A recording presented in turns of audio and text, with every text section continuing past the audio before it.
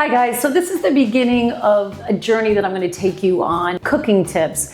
And the reason for this is not because I am a professional, or really I don't even profess to know more than most. After a heart attack about a year and a half ago, I've learned so much. I want to make things easier for everybody because I think everybody's trying their best, but they just seem to be falling a little short. This is a way that you will be able to hopefully find cooking a little bit more healthy, faster, easier, and not perfectly. This is good enough.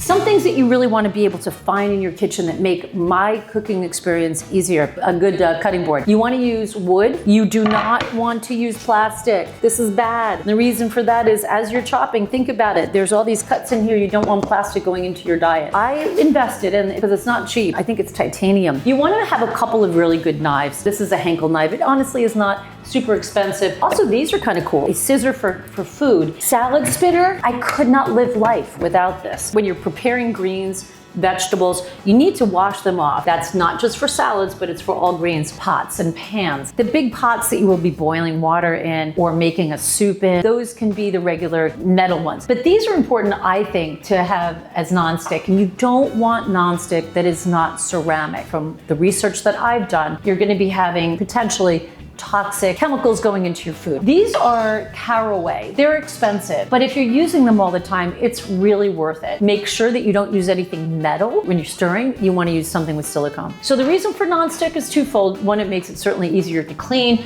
but also you don't have to use as much oil. So during the pandemic, remember when there was a rush on toilet paper and paper towels? I was afraid that I would run out of paper towel because I used to use them all the time. And I have these little rags and I use them while I'm cooking. So I use a lot less paper. It's easy. I throw them in the wash. And one last thing, and this is in honor of my mother, who always tried to save everything. When you're taking your broccoli out or your asparagus, you've got those very thick, thick rubber bands.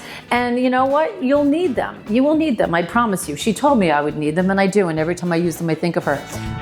If you have certain things in your kitchen, when you walk in after a day working, and we're all exhausted when we get home, to not reach out for Uber Eats, but to reach into your refrigerator, it's going to make it a whole lot easier. There are things that you can make. Vegetables always taste better, to me anyway, with either cooked onion or garlic. Garlic, I'm obsessed with garlic. There's not a chance in hell that I'm going to be taking those little, bulbs of garlic and chopping them up. It drives me insane. This is life-changing. Garlic is really good for you. It's actually an anti-inflammatory. Organic peeled garlic is your friend. Lasts a while. I just found this recently. It's crushed garlic. It's held in these little tubes. You can put it in your freezer. This is life-changing. I have found that if I've got some ginger, it's really a bear to take all of this skin off. I mean, I do it. And so it's actually fairly easy. But what's really, really easy, I just found this. It's organic pureed ginger. And so when I am cooking, I just squeeze that in. This makes it a lot easier. Lemon, always a little citrus and lime. Anything that I'm cooking, I usually always will top it off with a little lemon. Avocados are a great source of healthy fat, vitamins, fiber, and you can use them in all kinds of things. Fish oil, anything that kind of has an Asian flair,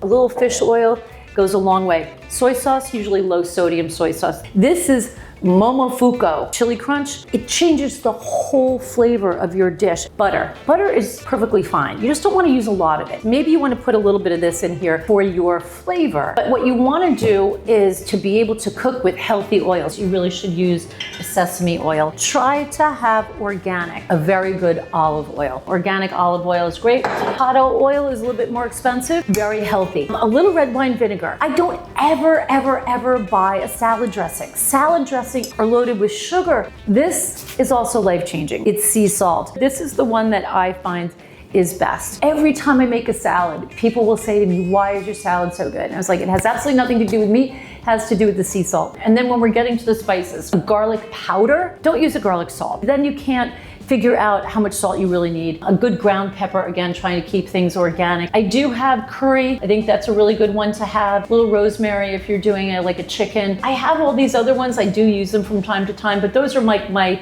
my go-tos. One last thing, what I found was that if I have things readily available, I will actually put them in my bowl instead of having to go and like grab bags of things and then I can't find them. But again, I just keep these out here if you have the space to do it. What I want to kind of help people with is, how do we eat healthy? Why are you seeing no changes? Honestly, if you've got a few extra pounds on you, so what? It's a matter of how you're feeling and how your heart is feeling and your brain is feeling. Hopefully this is going to be an informative, inspiring series. This is not going to be the perfect cooking show. I am no Martha Stewart. That is true.